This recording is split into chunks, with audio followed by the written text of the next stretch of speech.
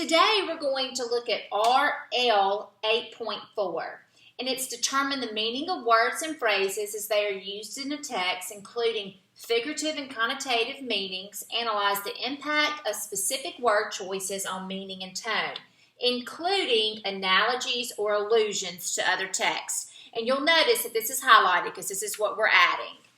So we're going to look at this page just real quick. The tone of an author's writing can express many different things. The writer may be angry, he may be amused, he may be full of admiration for something, he may be happy about it. So let's, if you'll look here, let's just read this real quick. Julian leans over his potter's wheel, the clay spinning before him like a tiny dancer. He cups it gently with his hands, and the dancer stretches toward the ceiling, becoming a slender column. Now he places delicate fingers on the rim, and the top widens gracefully as it continues its elegant ballet. You'll notice that the author has an admiration for how Julian is spinning pottery, how he is making pottery.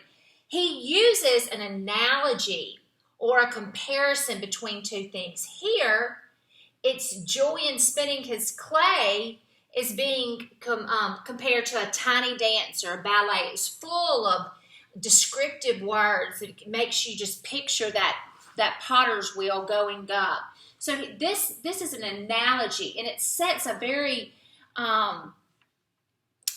admirable tone. He admires what Julian is doing.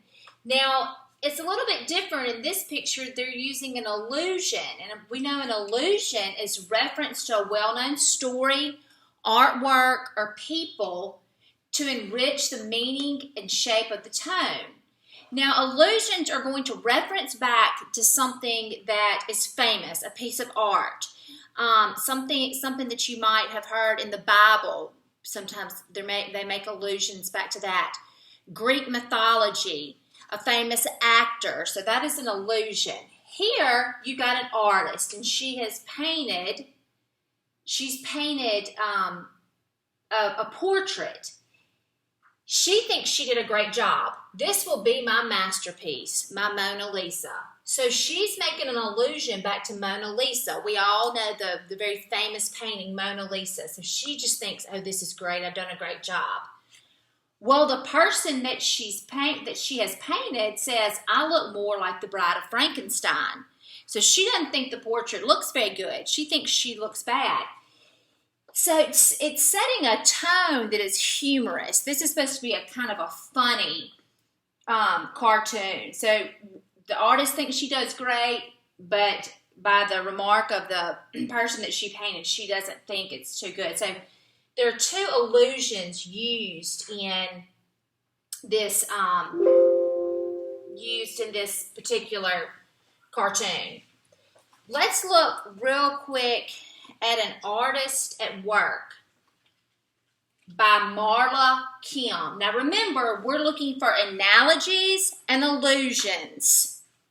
Kang hesitated for a minute, as if preparing himself, and then slowly places the tip of his paintbrush on a piece of handmade paper clipped to an easel.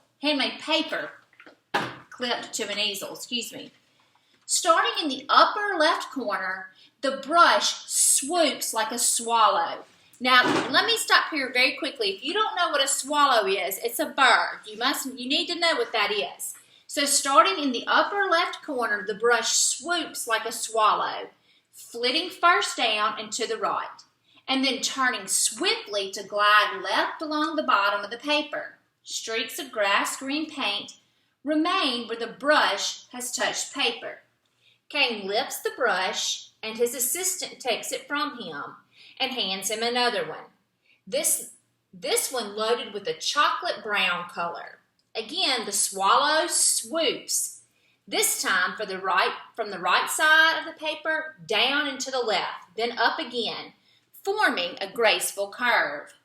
The visitors make sounds of appreciation as an image of a tree begins to take shape. The best works of Picasso and Pollock hardly compare, they murmur. Can't you feel the tree branches bending in the breeze? And I want to point out quickly that it's very important if you've got footnotes. Because do you know who Picasso, you might know who Picasso is, but do you know who Pollock is? They're two famous 20th century painters. You wouldn't be able to pick up on the allusion here if you did not know who they were. So here we have an allusion. The best works of Picasso and Pollock hardly compare. So there's our allusion. And then what about an analogy? The whole first paragraph and even into the second paragraph is written in an analogy. They're comparing the paintbrush to the bird, going all over that the canvas. So if you see here the analogy of the paintbrush to the bird or to the swallow creates an impact. How does it impact the meaning? It creates an image of the bird moving, of the brush moving like a bird in flight, quickly and gracefully. Now, the tone, how does the author feel about Kang? Well, we know that as he talks all through here, even comparing him to the swallow, he's just kind of in amazement. He's in awe of how he paints. He's just in wonder. He thinks it's amazing how he paints. So then you've got your allusion. And the allusion, we said, was Picasso, going back to Picasso and Pollock's works.